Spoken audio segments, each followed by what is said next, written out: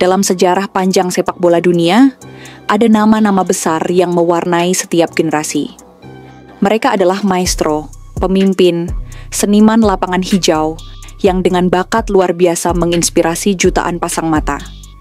Mereka memenangkan segalanya di level klub, liga domestik, Liga Champions, penghargaan individu. Namun ada satu mimpi yang tak pernah berhasil mereka genggam, trofi Piala Dunia.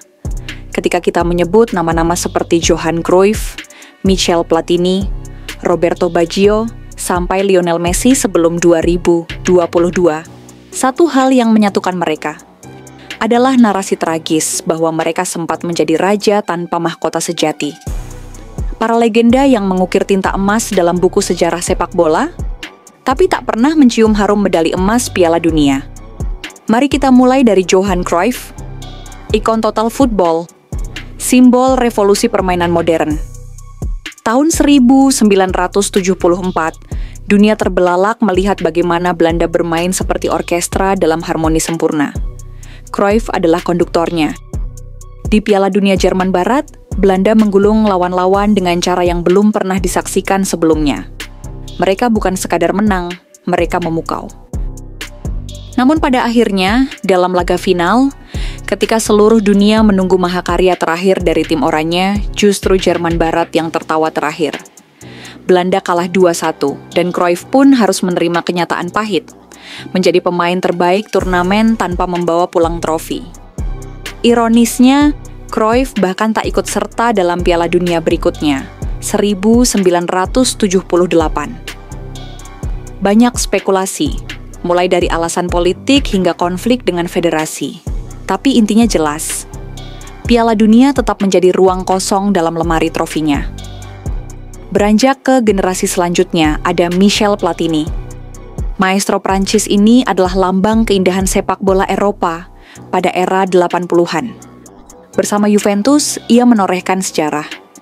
Tapi ketika berbicara tentang timnas, Piala Dunia 1982 dan 1986 menyisakan luka.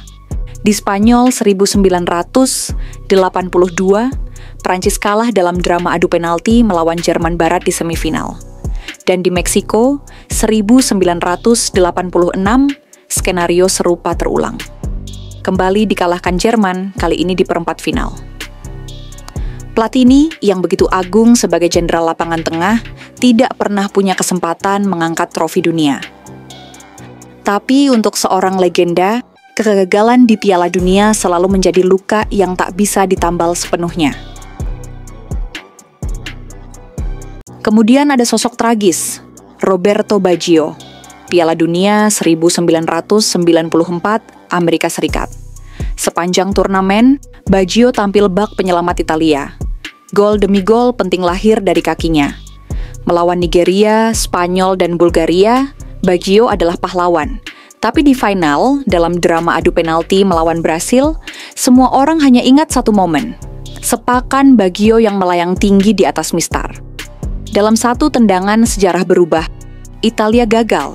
Dan meskipun Baggio pernah mengatakan bahwa penalti itu adalah bagian dari sepak bola, publik sepak bola global tahu momen itu menciptakan luka abadi dalam kariernya. Ia tetap dikenang sebagai salah satu playmaker terbaik sepanjang masa, tapi tidak sebagai juara dunia.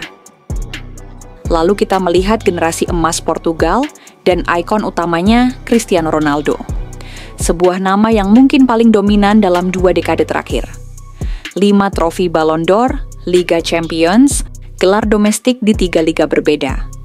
Namun di level timnas, meskipun berhasil menjuarai Euro 2016 dan UEFA Nations League 2019, Piala Dunia tak pernah bisa diraih. Sejak debutnya di Jerman 2006 hingga edisi Qatar 2022, Ronaldo dan Portugal selalu kandas. Entah oleh tim kuat seperti Spanyol, Uruguay, atau karena tak mampu tampil dominan di fase gugur. Bagi seorang pemain dengan fisik, mentalitas, dan catatan gol luar biasa, tidak menjuarai Piala Dunia adalah ironi yang sulit dipercaya. Ketika karier internasionalnya kini memasuki senja, bayang-bayang trofi yang tak pernah tercapai itu semakin menyakitkan. Menjadi legenda tak selalu berarti menjadi juara dunia. ada dimensi sepak bola yang tak bisa ditentukan hanya oleh trofi.